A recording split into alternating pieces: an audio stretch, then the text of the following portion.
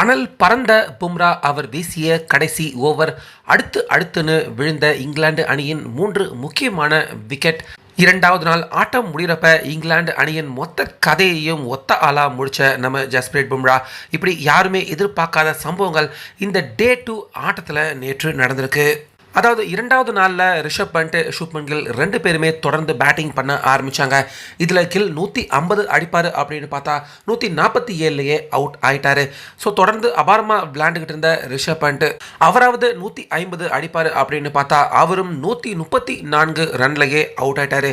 So அதுக்கப்புறமா வந்த இந்திய அணியின் பேட்ஸ்மேன்கள் யாருமே சரியாக விளையாடலை. ஜடேஜா அவர் மேலே எதிர்பார்ப்பு இருந்துச்சு, ஆனால் அவரு கூட 11 ரன்னுக்கே அவுட் ஆக கடைசியாக 471 ரன்னுக்கு நம்ம இந்தியா எல்லா விக்கெட்டையுமே இழந்து ஆல் அவுட் ஆயிட்டாங்க. இப்படி இருக்க இங்கிலாந்து உடனே அவங்க அடுத்து பேட்டிங் பண்ண வர்றப்ப கொஞ்ச நேரம் மழை பெஞ்சு ஆட்டம் தாமதம் ஆயிருந்தது. ஸோ இது நம்ம இந்தியாவுக்கு ரொம்ப பெரிய அளவில் சாதகமாக இருக்கும் அப்படின்னு எதிர்பார்க்கப்பட்டது.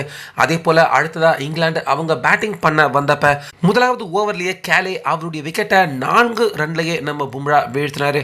ஆனால் அதுக்கு அப்புறமா சுதாரிச்சுக்கிட்ட இங்கிலாந்து அணி பக்கம் டங்கெட், பாப் 2 பேருமே பொறுமையாகவும் நிதானமாகவும் விளையாட ஆரம்பிச்சாங்க.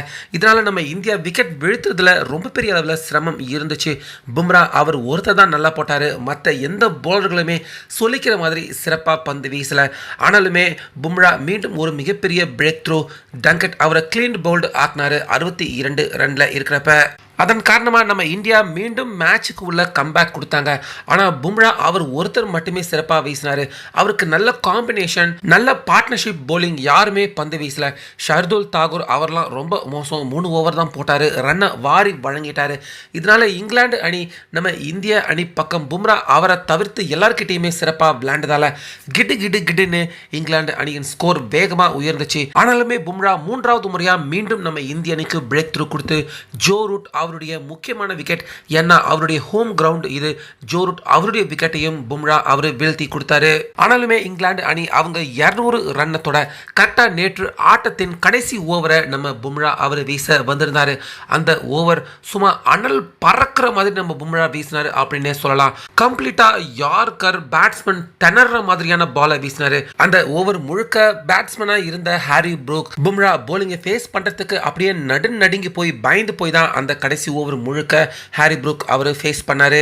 ஸோ ஆக மொத்தம் 209 ரன்கள் மட்டுமே இங்கிலாந்து எடுத்திருந்தாங்க. 3 விக்கெட் விழுந்திருந்தது.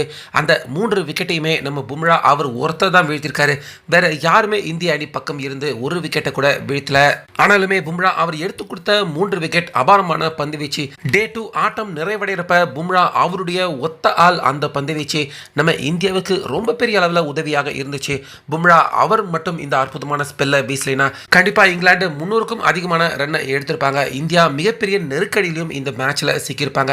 பும்ரா அவரால் நிச்சயமா நம்ம இந்தியா இந்த டே 2 ஆட்டத்தில் காப்பாற்றப்பட்டிருக்காங்க. பும்ரா அவருடைய அனல் பறக்கும் பந்து வீச்சு இங்கிலாந்து பேட்ஸ்மேன்களை இன்னைக்கு டே 2ல கதற விட்டுருக்கு. இந்தியாவுக்கு இது ஓரளவுக்கு நல்ல லீட் அப்படின்னே சொல்லலாம் இந்த டே 2ல.